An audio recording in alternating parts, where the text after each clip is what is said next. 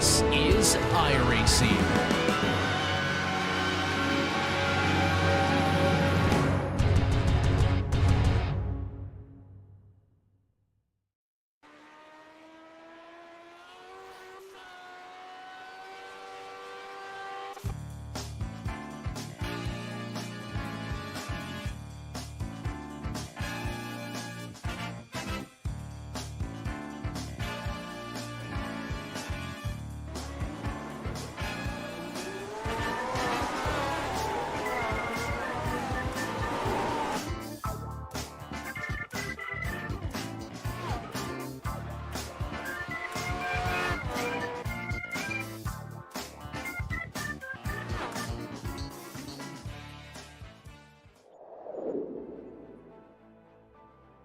There's some legendary tracks located in the UK, and Brands Hatch definitely fits in that category.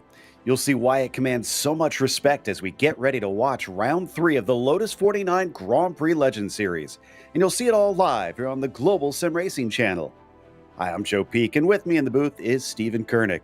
Behind the scenes is our director, Christian Duploy, and he's using cameras provided by Dougie Beard. For a better look at this place, why don't we head to our track guide. Welcome to Brands Hatch. When popular British racing circuits get listed, this track just to the southeast of London often finds itself near the top. The extensive history of the venue has meant that many famous names in racing have ran laps here. But the stats make it sound deceptively simple, with the Grand Prix and Indy course having 9 and 6 turns respectively. Laps might be short, but they're also fast, and the corners are often a challenge to get right. As you'd expect, that means passing is quite difficult, with most drivers leaning towards sending one up the inside at Druids. You might occasionally see overtakes into the first corner, Paddock Hill Bend, but the blind apex and gigantic drop in elevation make that an errand for only the brave. Many of the corner names pay tribute to famous British drivers from the past decades, such as Hill, Surtees, Sterling, and Clark. In fact, the fame extends beyond the drivers, but to the cars as well, with this place seeing everything from Formula One to Formula Ford, touring cars, GT cars, motorcycles, and even rallycross. It's a gorgeously scenic venue where lush trees envelop the back half of the course, while the front half is mostly encapsulated inside a natural amphitheater. This makes it extremely popular with race fans who can see a majority of the circuit from many seating positions. With a great location near a major metropolitan hub, a spectator-friendly layout, and an experience that challenges drivers, you can see why this place remains abuzz with racing to this day. Stephen, I feel like this is one of those tracks when you look at just the map here, it looks a lot simpler than it actually is. Now, this circuit is absolutely amazing with its undulations, change in camber. It really is a driver's circuit, and honestly is a circuit that is going to favor the 49 drivers to really push the edge.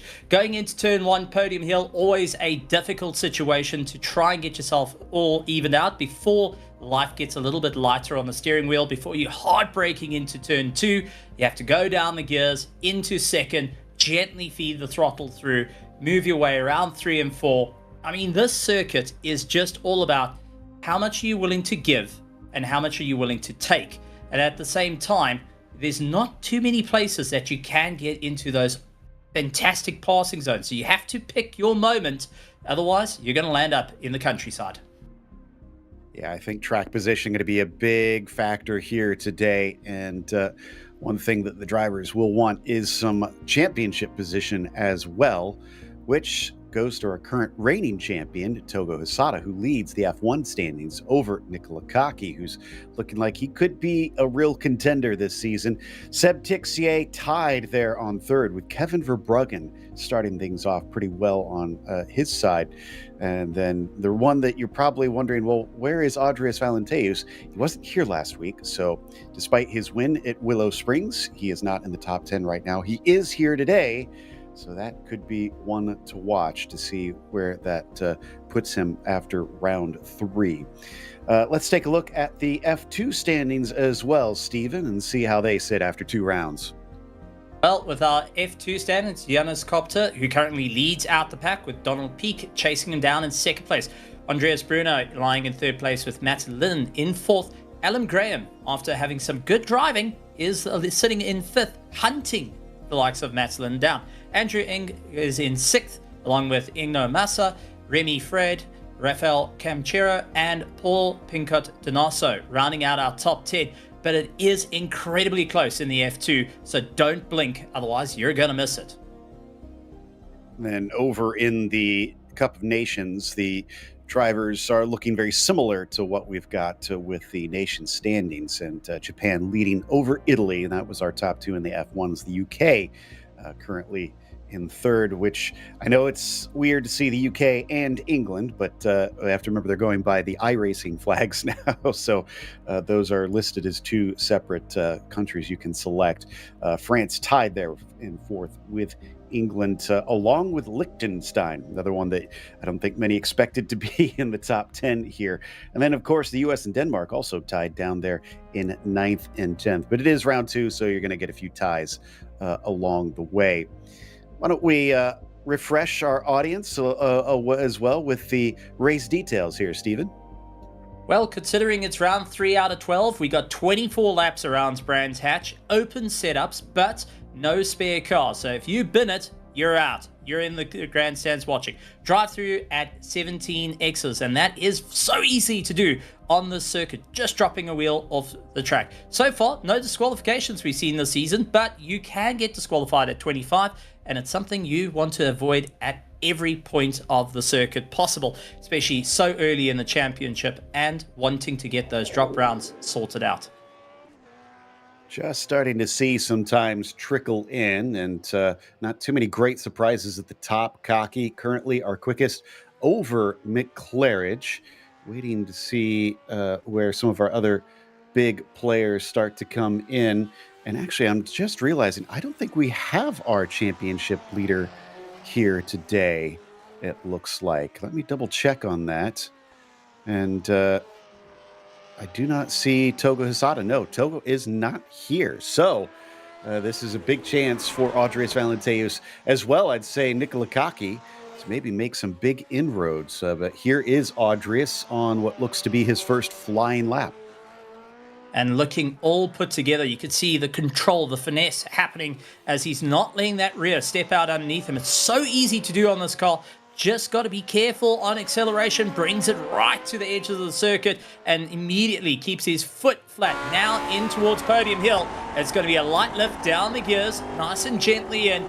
Feed the power all the way through, down the hill, and aim for turn 2, where you're going into second gear. Let the nose dive forward, guide you through, and immediately start to try and pick those revs back up as you nail it through 3 into 4. This long left-hander, if you go too wide, it is a 1X that can be built up. And take a look, McClarridge with a 1:23.7 sets the bar away from Verbruggen, but I think Valenteus may have a really, really good lap here. That is possibly a top 3, just looking at the couple of corners. Verbruggen surprises me. He's on the front row. He was on pole for just the briefest of moments before Mick overtook him. But I agree. I think Audrius is going to have something to say about all of this as he heads through the back half of the course. This is what I would describe as one of the scariest parts of the track. So much elevation change, and you can see how close the barriers are on either side. There's not many slow parts through there, but he now exits it coming out of Sterling, and just one more corner to go to see where he places. Just getting the rev range right, little lift, and now start to feed it through. Try and keep it a little bit closer to the wall as he slides the rear out to just get as much power down. And let's see what he's going to be able to set, a 1:24.05, but it does look like he's missed out that first place only by a little bit. He has another lap to try and get it done. Jacob Reed, however, looking to carry some forward momentum through after round 1 was a great success for him to go and find some incredible drive after last season. So Jacob Reed hoping to make it work this time around here at Brands Hatch. Yeah, it was round 2, actually, the one that he took victory over in Australia at Sandown, and he returns to try and see if he can back that one up. He missed the first round, so that's why he's also not in that top 10 currently. But he flies through Dingle Dell and up and over Sheen. That's one of those places where you really have to be picture perfect. And then into the banked Sterlings now to finish out the lap. Valenteus, we have to remember, has one more to go. He has 3/10 to make up to try and take pole but only half a tenth to try and get onto the front row, and that could make a big difference. But what about Jacob Reed? On his second and last flying lap, he'll try and shorten the run to the line, and it does not count. He must have had an off track somewhere. What a gut-wrenching blow. Well, for Valenteus, it's time to send it to make it work and get that first place away from Mick Claridge. And then it's all eyes to the line. Can Valenteus get it done and dusted? He comes across the line, a 1:23.8, and that was an incredible lap time. However, I don't think he's got the likes of Claridge downbeat as yet. Claridge holds on, 0.092 onto that lead, and what a lap from both drivers. It is going to be a tight battle up at the top, less than a tenth separating them.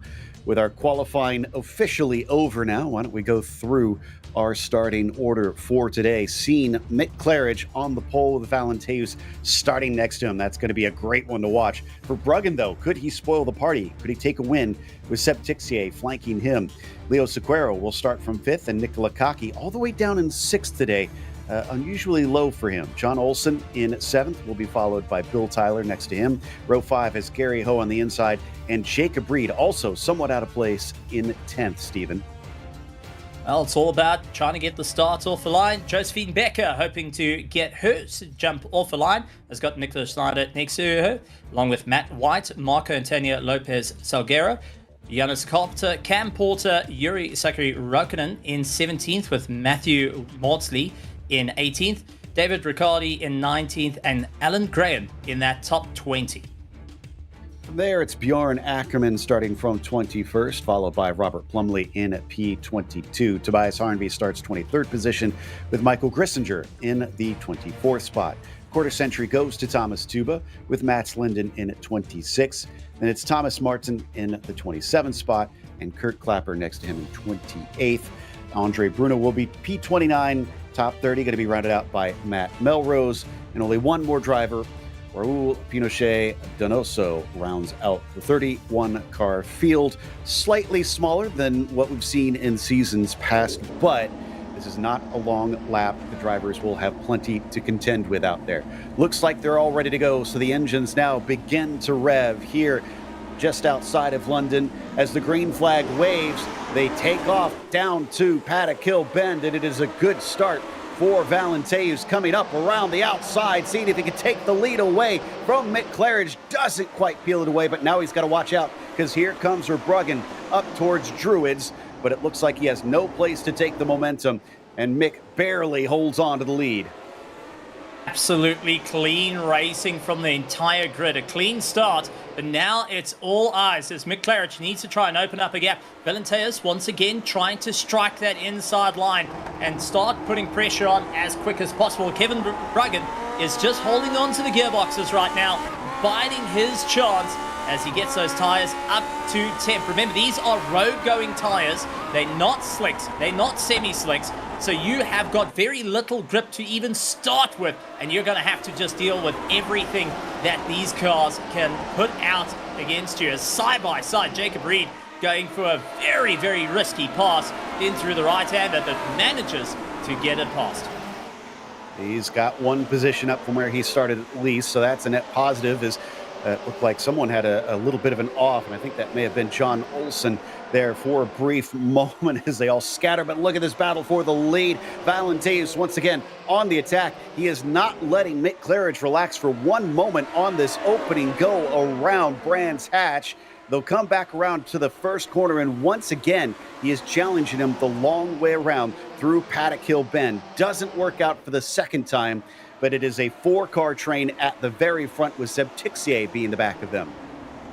Just absolutely incredible to see how close they can run nose to tail at this point. And we do have, unfortunately, Paddock Hill taking Nicholas Schneider into the dirt and now having to rejoin at the back of the field and falling a lot of pace down. Take a look at how the train has built up. Not a single one has been able to pull away. Round one, we had Willow Springs. We went to Sandown. Now we're here at Brands Hatch and just really going, oh, Jacob Reed going and falling off, and now waiting for the entire field to come through from 9th all the way to 25th. Yeah, he had to take a bit of a risky entry, but if he waited much longer, he would have been all the way at the very back of the field. As it is, he's down in 26 from that slip-up. That is costly. It's so tough to pass here. He's going to have a heck of a time climbing his way back forward. In the meantime, back to our leaders once again. Valenteus knows how hard it is to pass. He's having his own difficult time trying to get by Mick Claridge. But I think maybe this pressure here, Stephen, is because he knows he might not have as many opportunities later. He's got to try and take advantage now. Got to strike while the iron's hot, and this is what it's going to be as we take a look at Jacob Reed. Turns in, goes out a little bit wide, and the rear starts to snap on him. He tries to catch it, and unfortunately just couldn't get it done. As the 5-4 lead's about to change, as Valenteus tries to go for the inside line. Has he got it? Mick Claridge down into second. And now for Bruggen trying to have a look as well. Finally, he gets it done. Got the inside of Druids, and I think that's what he has been trying for. Actually, I think it started as he got the inside of Paddock Hill Bend as well. For Bruggen still in there. In fact, Tixier's been joined. Looks like Leo Sequeiro and Nicola Kaki also making it a 6-car train now up at the start. Will it continue to grow, or are they going to break away back to the 4 once again as they come to the back half of the course? I think as time starts to build and drivers start to feel the pressure, it is going to be who's got the endurance to stay up with the fight. One thing for Valenteus, he's trying to open that gap, get rid of the pressure behind him, because if you're like Mick Claridge at the moment with Verbruggen and Tixier on the back of you, you are constantly watching those mirrors and waiting for the attack to come out and take the position away from you. By the way, Becker has been on a charge. She is just past John Olsen and has gained 4 positions in the first 3 laps here. So, whoa, is a big moment there for Seb Tixier. Tries to get on the throttle. Car nearly out of control down the Brabham straight, but he holds on to it. And still, you can see how much they're all struggling. This time it's Mick Claridge's turn as he loses a little grip coming out of Paddock Hill Bend. That's going to open the door for Verbruggen to try and sneak underneath him, but to no avail. And that's going to cause them the unfortunate result of losing touch with Valenteus, who is now 1.1 seconds ahead. That is deep from Tixier, and he's going to lose the spot. And might be 2 at this point as Tixier trying to fight it out. But can he keep up the momentum? Seb Tixier just not having an easy time this race and needing to try and refocus on what he can do. However, Mick Claridge is not looking like he's so defeatable at this point. He's trying to keep it going as Seb takes a very risky pass. Can he get it all hooked in? And does so up into 4th place again. A defense, if anything. Remember, he was a little bit offline there coming up through Surtees, and now he's going to be offline once again. Sequeiro gets another chance at it. This time, he is able to sneak by. Nicola Kaki, going to make a little bit of contact with him. Seb and Nicola have raced against each other plenty of times. Oh my goodness, is there damage on Tixier's car? That's about the 3rd time we've seen him get sideways. Wondering if it is damage or just starting to feel that pressure. We do see the likes of Nicholas Kaki into the dirt, and big mistake for Sequeiro into turn 2. Off the course he goes, loses tons of positions. We've switched her attention to Becker and Olsen. She successfully defends and keeps what is now 6th place, thanks to the mistake that we saw from Sequeiro, who goes all the way to 11th. Olsen up to 9th as well. This is the beginning of the 2nd group, it looks like, being led by Becker. Can she run away from them and maybe catch up to the top group? She's been quite quick lately, as there's Leo's issue. Just coming a little bit hot. The rear did not want to grip, and off into the gravel he goes. No aerodynamics, all mechanical, and these drivers are trying to get every little bit of pace out of it. Unfortunately, very fine line between safe and completely losing in. This is the one thing you've got to keep your eye on. Cam Porter also trying to gain a position back at the moment, hunting down, trying to see where exactly he can move forward, keeping it rather close, but not wanting to take the risk through the corners. You can see lifting off a little bit earlier, getting himself ready, entering the corner and focusing on just getting the drive on the exit. it's getting very close. Raikkonen with Maudsley trying to attack him as well. All three nearly came to blows there, coming around the final bend. And then a look up the inside by Gary Ho as well, but it does not work. He has had a bit of a poor start. He's down 7 positions from where he began. As we check with his onboard, he slices through decisively on Matthew Maudsley, and that's going to put him in at 15th. Just gotta say, I love the setup, the H pattern, the clutch, going and utilizing a proper old school wooden gear knob, and that is just details that you would love to have on your sim rig. And we always enjoy having drivers with these onboards. Gary Ho, however, going and taking it to the next level in VR, and you can see the amount that he's looking around, trying to spot those apexes. He's looking a good couple of corners ahead, trying to see where exactly can he find time. And I'm trying to figure out, it almost looks like his shirt matches his livery as well. A very purple livery that he's got on the car. Maybe a little bit darker on the car, I suppose. But I'll have to ask if he did that intentionally as he tries to catch up to Raikkonen up next. Somewhat cool out there, 81 Fahrenheit on the track. Air temperature only at 67 Fahrenheit. Whoa, was a spin in front of him. Gifts the spot to Gary, although he has to take evasive action to avoid the Finn, who thankfully is able to get it going. Got a bit of damage to that nose as well, so I wonder if he may have went up the gearbox of one of the other competitors. And we'll have to take a look at that a little bit later, as Nicola Cocky now trying to get a little bit more onto the attack, trying to see how can he get past the likes of Tixia ahead. Yeah, I still think that was a little bit out of position in qualifying for Nicola. He's usually a little quicker than that, but for now he's plugged up behind Seb with no place to go. Coming up into the braking of Hawthorne Bend, as much as they would like it to be a passing zone, often it is not. It is just too fast of a corner. Even in these cars, there isn't all that much braking, but he's really laying the pressure on. Look at how close he's staying to the rear of that number 10. Just hoping to keep the pressure on that little bit more. So the whole thing is, if you can lean on the pressure and cause him to have a mistake, it's game over. But we do have a replay of what has gone on, and this is Yurisaki Raikkonen, who unfortunately, did have an impact up the gearbox and nearly landing to blows. So a little too hot into the final corner. Didn't quite expect the cars to slow down. Unfortunately, a bit of nose damage, and I wouldn't be surprised if the suspension is not quite feeling the greatest. Yeah, if he hit nose to tail, hopefully the suspension wasn't touched anywhere in there.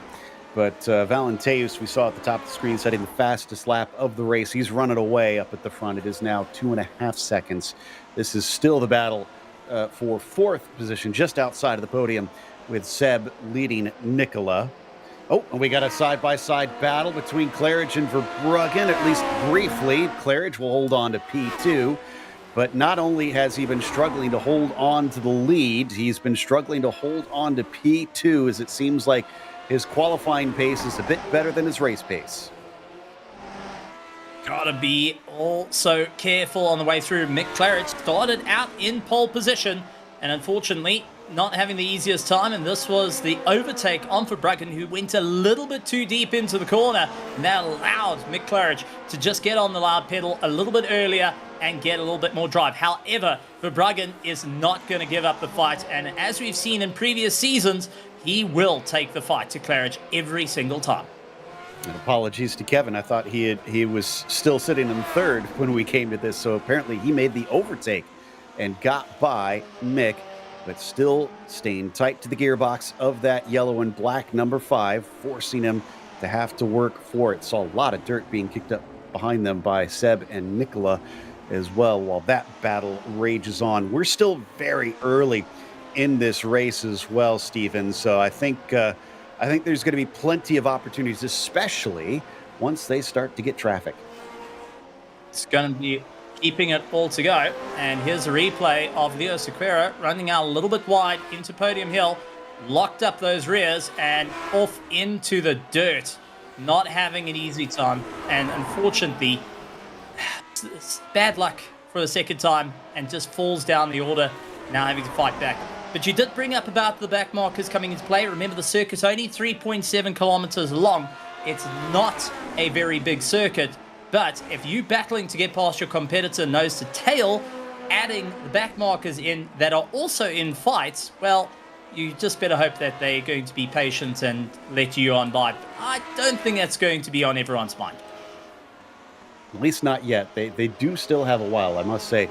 I think Valenteus is catching up to Matt Melrose here in a little bit, but that is a single car, and it's a long ways before they reach anybody else. Valenteus with another fastest lap of the race. While we ride on board with Kevin, both of them stretching the limits of the track. You got to be careful with all that gravel being kicked up around the outside. Gary Ho, and I love that he's got his motion rig. This really demonstrates how bumpy this circuit is as well. And also how these cars just handle the circuit itself is just incredible. It's one thing that you can say, sim racing can get rather physical, and with a direct drive motion rig VR, you put yourself into one of these illustrious cars. And honestly, keeping history alive in this way is absolutely incredible. And I've got to say, it looks complicated, but once you're in behind the wheel, there's only 3 pedals and a shifter that you have to deal with. Exactly.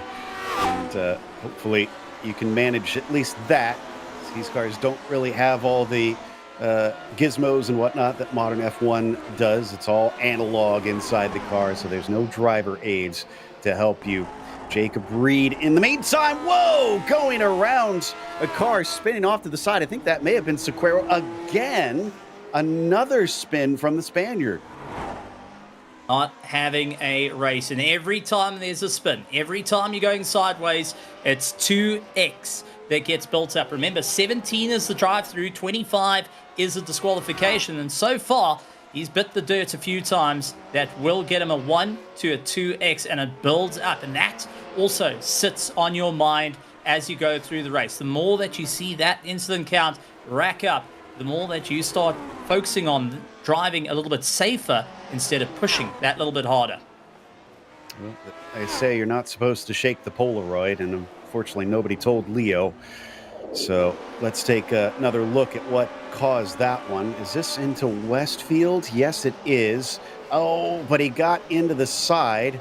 Oh, it was Cam Porter off to the side. So that was the car that we saw. Cam's not going to be too pleased about that. He gets it going. He's running an 18th after that contact.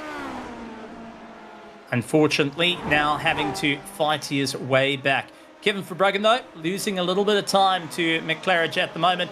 Now just trying to dial it all back in, giving himself a little bit of breathing room before going back onto the attack. Claridge, I've got to say, has been soaking up the pressure beautifully, but at the moment, Valenteos untouched by the entirety of the grid and showing why he can fight for the championship. Yep, remember, he was our winner in round 1. Nick Schneider and Michael Grissinger nearly coming together as well. They'll make it through Sheen, almost going too wide through there, and somehow get away with it in behind them. That is Mats Linden, also a part of this fight, and I think that's Kurt Clapper as well, just sitting in this group. Things getting a little bit feisty towards the latter half of the field. Absolutely great stuff as we also take a look. Jacob Reed trying to keep himself going. And these are just some incredible fights happening around the circuit. And it's just little pockets that have built up. The 49's always impressive racing and always gets to show the drivers' pure skills out there. Having to manage these cars in close quarters fighting, plus at the same time have to be so careful on the brakes, on the throttle, and on the steering to get it right. Otherwise, mistakes can happen very, very quickly, or huge amount of time lost if you're too hard on the anchors. That car up at the front of this group, that is Nick Schneider that you see pulling away from them. Again, he's also recovering from earlier incidents, so that's why he's able to stretch his way out. That's going to leave Michael Grissinger as the engine on the train, at least for the time being. We ride on board with Plumley, showing you just how tough it is to find a way to get past. Just bring the revs up very, very interesting not to go and shift up at 9,000 RPM, rather hold on to that third gear as long as possible to try and keep the momentum going. And it's just impressive to see as Rob Crumley gaining a position. Well, quick and easy there.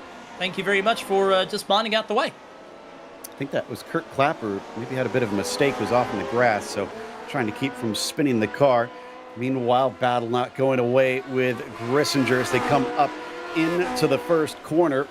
Michael is going to lose his spot to Plumley, as well as Max Linden, so that's 2 positions down for him.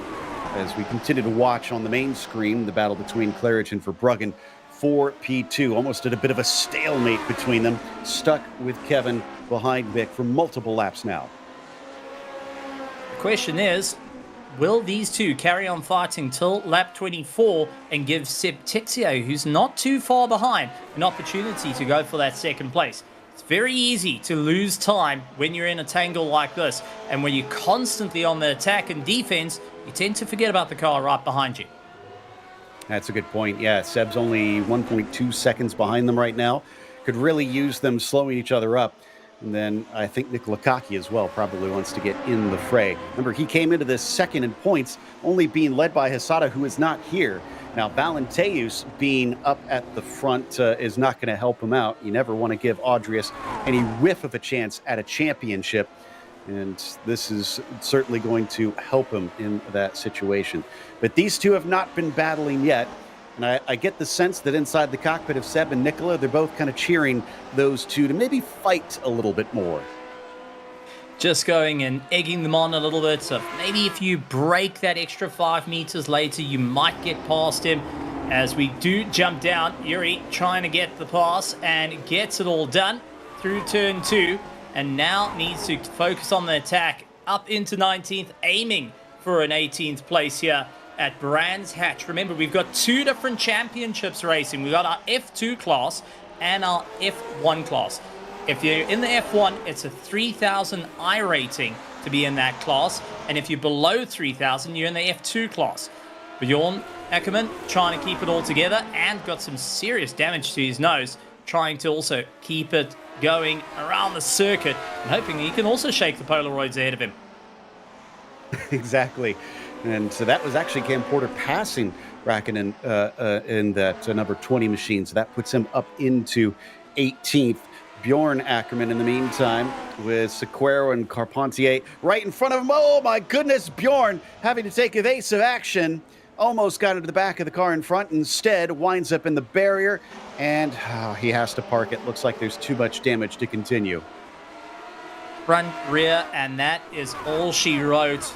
The frustration underneath that helmet must be incredibly real. And all you can do is take a deep breath, go and focus, and keep going for it. So I've got to say, this is going to be an absolutely incredible one for the drivers to keep marching forward.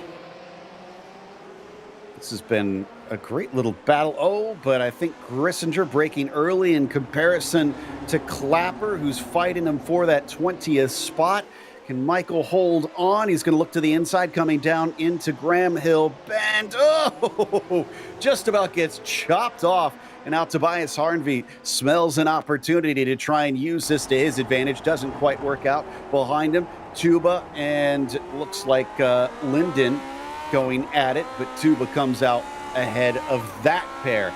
And I think that is a real testament to just how tough it is to pass here. As soon as one thing happens, everybody behind scrambles looking to try and take advantage. This circuit is surprisingly small, especially on the back end here, whereas you really got to focus on the corners. The entries and apexes, especially through these right-handers, is so crucial. Too much and you pick up an incident point. Too little, you're into the dirt, and that's where you land up with a world of problem. Tobias, however, keeping it consistent, and you can hear feathering the throttle on the way through. Gear changes, nice and simple. Not trying to do any weird stunts like heel and toe to try and get himself going. This has allowed Seb Tixier to finally catch back up. There was a big move up the inside into Surtees by Verbruggen. So Seb has a chance at maybe getting on the podium if he can be sneaky here, especially since Kevin is going to be distracted trying to focus forward. Unless he has turned his attention, which it's starting to look like he's going to have to pay attention to the back. Oh, contact between them. Somehow Seb keeps it out of the wall, but his nose was firmly planted in the tailpipe of Verbruggen there.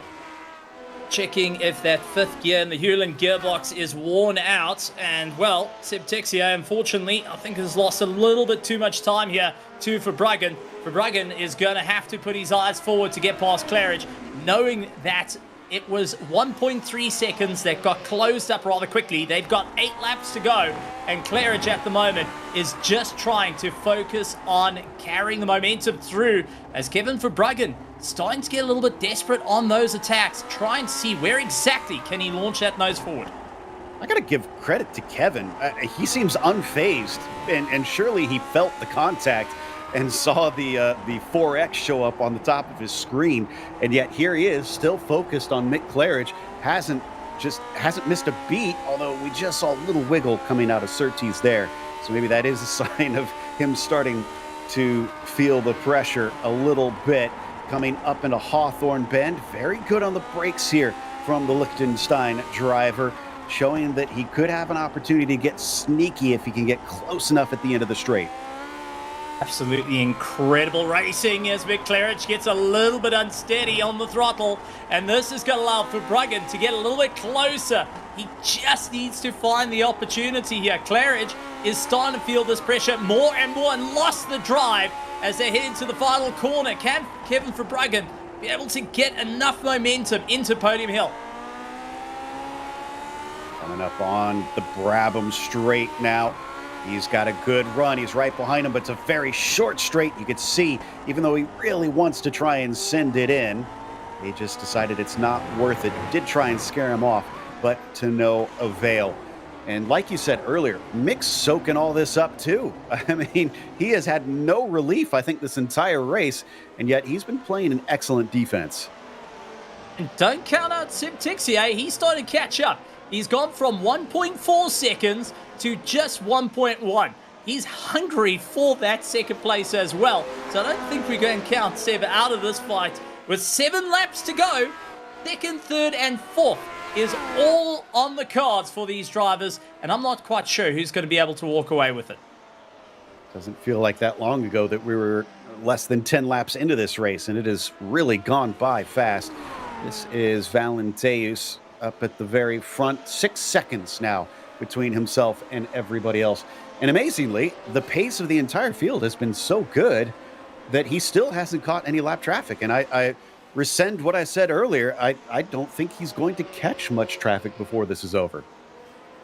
Honestly, that is a testament to the entirety of the field, that the drivers can keep it all together. They can keep the pace up and so close to one another, as you see Nicholas Schneider trying to go for an overtake at the moment and really hunting down to see where he can go. But the entire Lotus 49 community has definitely gone and upped the game every single race of how close they can race with one another, how fast can they go.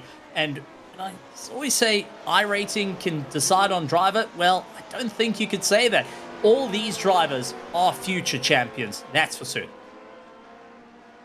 Yeah, it takes a lot to hop into one of these cars willingly and try to be quick. And Nick Schneider and Cam Porter still squabbling over 18th position.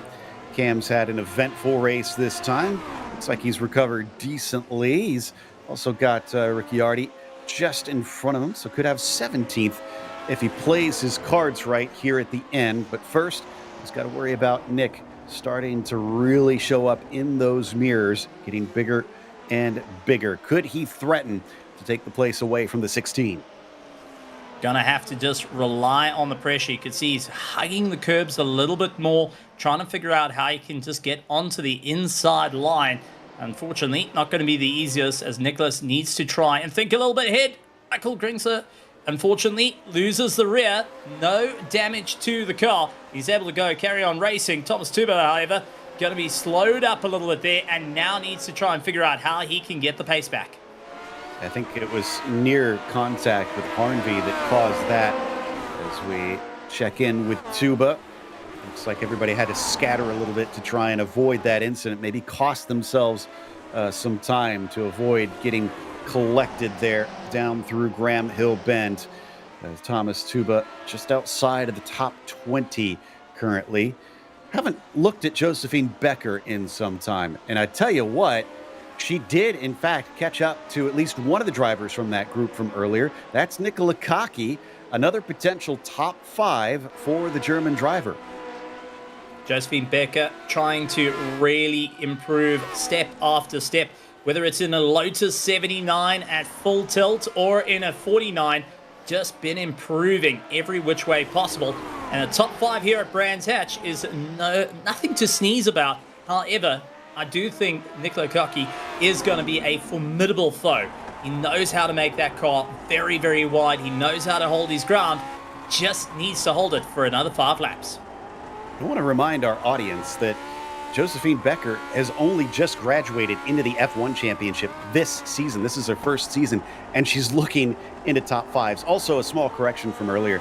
It is 2.5 K and above iRating for the F1 drivers here in the Lotus 49s. Nick Schneider going side by side. Oh, down through Westfield Bend. That is a rarity, especially getting away with it. And that was a pass that Nick put on Ricciardi. Incredible stuff there.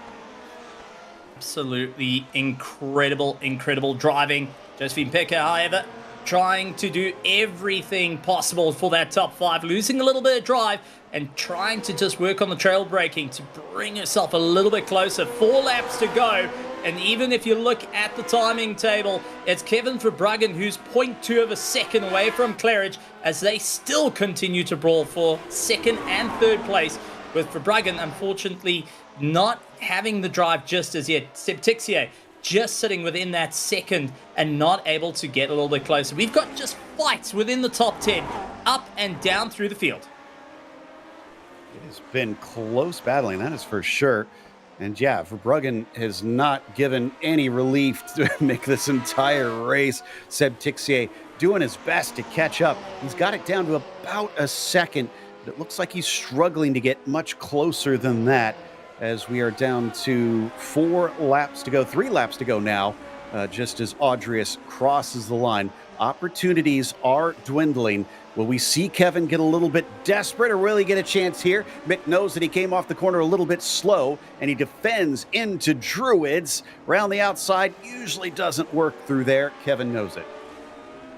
Absolutely incredible stuff. And Seb Tixier also now starting to close back onto the fight. This is where the pressure comes in. Joe, you know this all too well. If you're in these cars, you got 3 laps to go. How much can you still have in the tank to push that little bit more? These cars are running lighter. They're getting a little bit more sketchy to slide around the corners, as we do see Josephine Becker going and catching a monumental slide into the final corner. Was able to save it. That's also had a terrible drive into Podium Hill.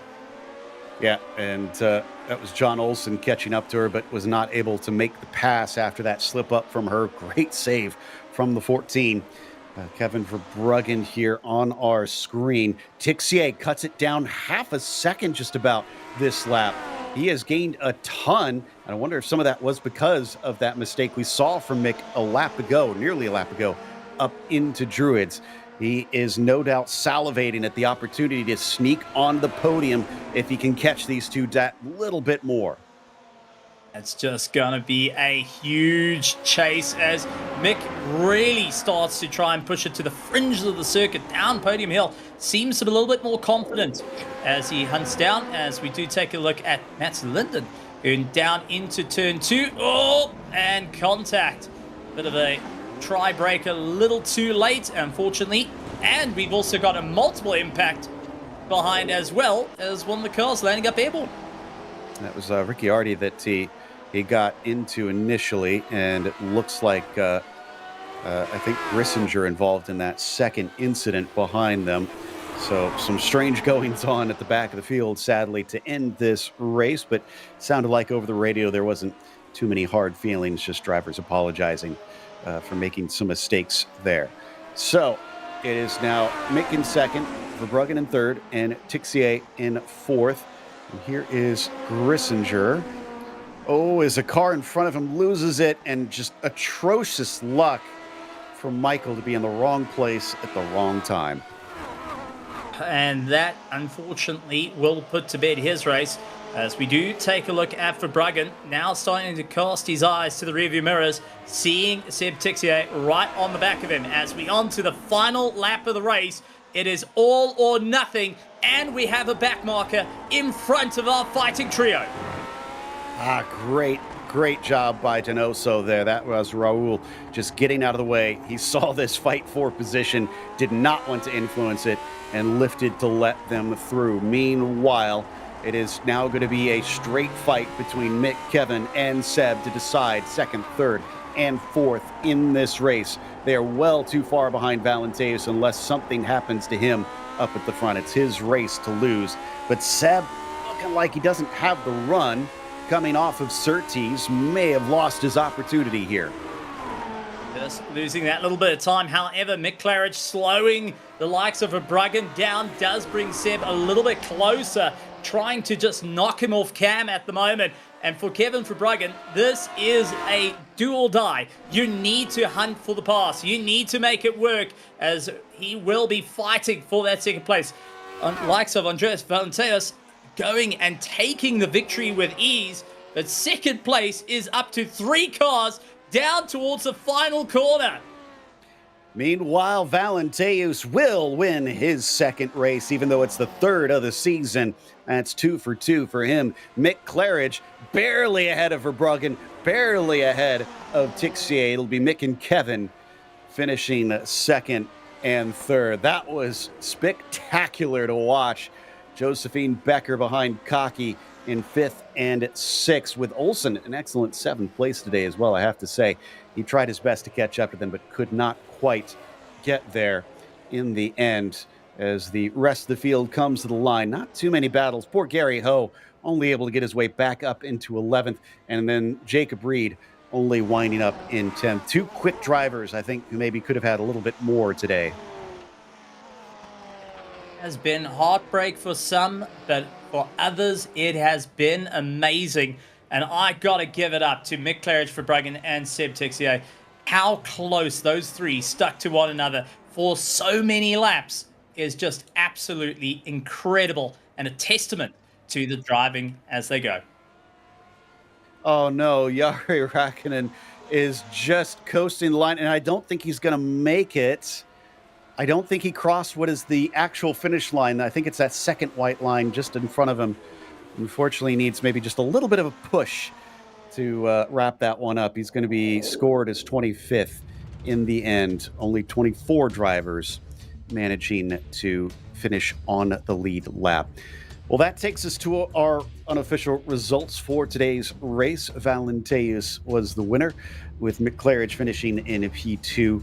And Kevin Verbruggen behind him by less than 0.2 of a second. Seb Tixier, 10th and a half behind him off the podium. Nicola Kaki was 5th at Josephine Becker with P6, and John Olsen in at 7th. Then it's Bill Tyler, P8, Marco Salgado in 9th, and Jacob Reed rounds out the top 10. Stephen? Absolutely incredible stuff. And looking a little bit further down through the grid, Gary Ho in 11th position, with Leo Sakura not having his race this time around, finishing up in 12th. Matt White in 13th with Jonas Kopter, Nicholas Snyder, Matthew Maudsley, Cam Porter, Tobias Honry, Kurt Clapper, and David Riccardi rounding out our top 20. Thomas Tuba was 21st, followed by Andre Bruno in 22nd, and it was Robert Plumley, P23. Mats Lind in the last one to finish on the lead lap in 24th. Räikkönen coasting to a halt before the line, being scored 25th. And it was drivers who had some more troubles. Alan Graham, 3 laps down in 26th. Grissinger, 27th. Donoso in 28th. And a DNF for those behind Ackerman, Martin, and Melrose, the last of the field. And looks like we've got our driver finishing in P2 ready to talk to us. We've got Mick Claridge with us in the booth. Mick, you had a heck of a time, it looked like, trying to hold on and and keep, well, at first Valenteus back, but then it came down to you and Kevin. Oh, yeah. Yeah, that's exactly what it was. Hold on. Because Yeah, I couldn't believe my qualifying lap. I just I struggled all morning with all kinds of different setups. Everyone was using John. John was so fast this week, John Olsen. So I was going to use that, and then all of a sudden Kevin went like 2 tenths faster than me in the pre-race practice. I thought I'm going to have that, so I just went on garage 61 and nicked it. I didn't even try it until the race, and yeah, it was one of those freaky laps where you probably drive for your old set, but it sort of overworks the new set and you go even faster. That happens a lot, you know, and then you sort of realise that it's not that fast to do it over a race distance. And that's basically what happened. So it was really quick over a lap, but then really struggling with it over the race. So yeah, trying to hold Audrius back, that's just a joke. That's I mean, yeah, what? and then yeah, and then I let Kevin through. I let Kevin through because I thought he's the fastest out of the two of us, so I let him through early enough to see if he can catch Audrius. And then that went wrong because he was making more mistakes than I did. So then, so I got round him again, and then yeah, it was just hell on toast from that moment on. Great fun. And yeah, I kind of wondered if it was a case of the race pace just not being in the car. Still, a second place. I mean, this place is hard to pass. You probably were well aware of that. What were the areas that you were guarding the most to try and keep him from sneaking by you? Well, to be honest with you, I have trouble remembering all these passing places and all the rest of it. I've come in like cold this week, Joe. I haven't done much practice. I normally do like 600 or 700 laps practice, as everyone knows, and I didn't do that much, but I still had enough pace to sort of be there and thereabouts, you know.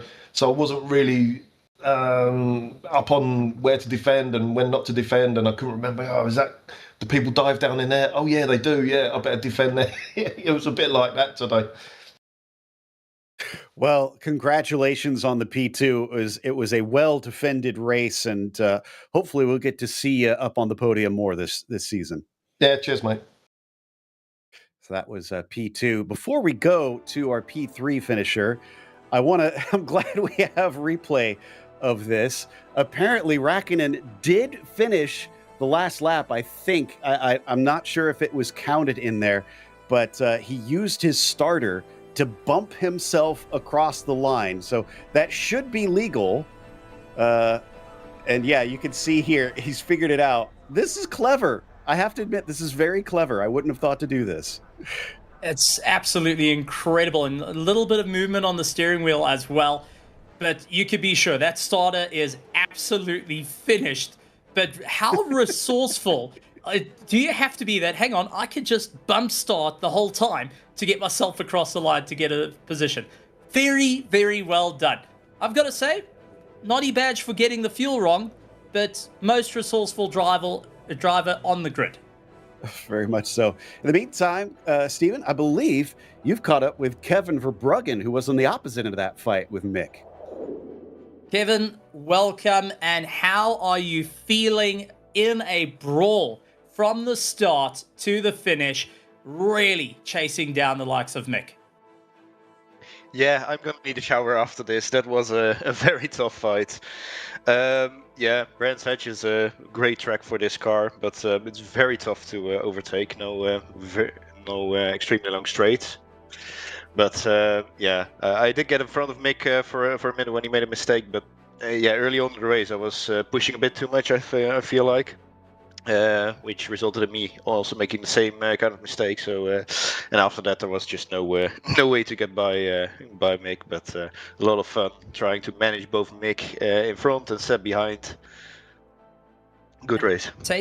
Taking a look at that, being the car in the middle, you got Seb Tixier hunting you down. You got Mick in front of you. What was your idea to try and just keep the car going? Because you can't really see your brake markers when you're just crowded like that. How were you making around the circuit so close to the gearboxes of the drivers ahead of you? Yeah, that is always tricky to manage well. I clearly know where the brake markers are approximately, so you have like backup brake markers to know when the actual brake marker is coming up and such. But even then, yeah, you gotta keep in mind where the driver in front is braking, and you saw, for instance, Seb getting caught out by that twice. Yeah, also because I got caught out by Mick braking earlier, but. And Yeah, I've got to ask, we did have Seb Texier getting into the back of your gearbox, and there was a rather big bump, but it looked you were unfazed. Was there a bit of a, well, it happened, or was it unnoticeable to you? I didn't even feel him. So yeah, no hard feelings from my end, and it's just what happens in close racing. Just shame that he fell back from it and didn't really get a chance until the end when Mick made another mistake that I couldn't profit of. But yeah, it just happens. No hard feelings from my end. Absolutely wonderful. Are you feeling positive for the rest of the season to take on the fight for the podium? We'll see. I this season I've been practicing a little bit less than previously. I noticed I was often just pushing a little bit too much and just doing a little bit less practice makes it able to let me clear my head a little bit more and just make me calm down a little bit. But if it goes on like this, then there will hopefully be more podiums. Absolutely wonderful, wonderful stuff. Kevin Verbruggen taking third place, so close to McClarridge and nearly going in for that second. Absolutely incredible stuff. But Joe, you called it. You went and said that unfortunately he didn't feel the knock. However, you've managed to catch up with Seb Texier. Indeed, he probably felt it. Seb, tell us about that moment with contact in the back of Kevin. Would you just about have to change your race suit? Yeah, it was netcode. Actually, from the lap time, I was seeing that I was faster than Mick and Kevin, but I made a mistake. Then I had a slowdown, and then I was catching up, and then I started to have like internet issues. Connection with Singapore with US is not good sometimes, especially when the server is very crowded. So I have packet losses. So I stayed like 1 second from them. I didn't wanted to catch them because I was afraid to have more netcode issue. And when the internet connection was resolved, I pushed again, but it was too late, so I couldn't fight with them. So yeah, I'm a bit disappointed of my mistakes, but in the other hand, I'm quite happy with my result. I was expecting top 5. I mean, I tried the new Japanese whiskey this afternoon, and I tried it too much. So, like I said, happy with my result. You're a Frenchman. You should know you got to stick to the wine, buddy. Wine is okay for drinking with food, but to binge on the Netflix sci-fi movies, Japanese whiskey is better. Okay. That does make sense. And that is impressive, though. I have to say that you had the presence of mind to be aware of the connection issues and to leave them the space and not get involved. Is that something that you consider in the middle of races often, or are you usually more gung-ho? Well, if you look carefully on my pants on my car in the front, there's a little trophy of the people I killed last season and this season.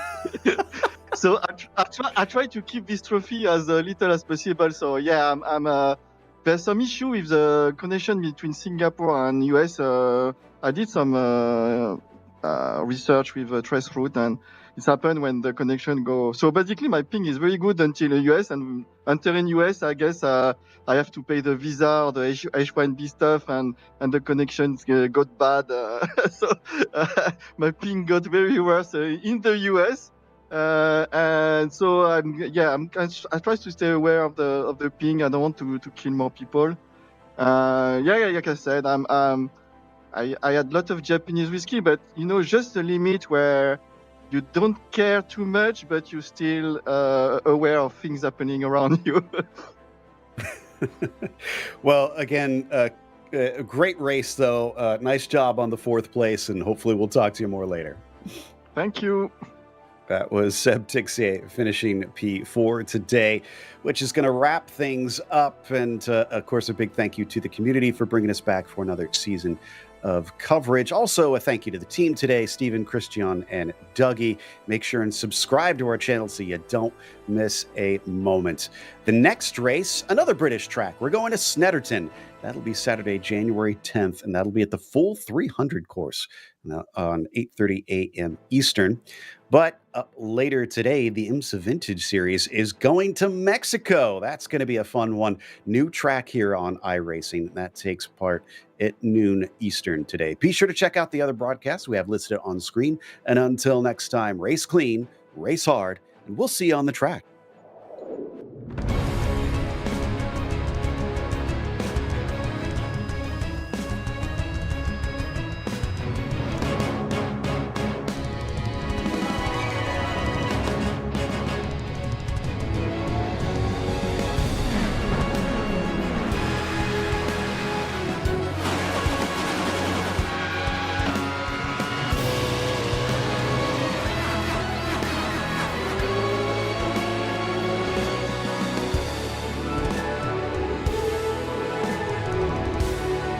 This is iRacing.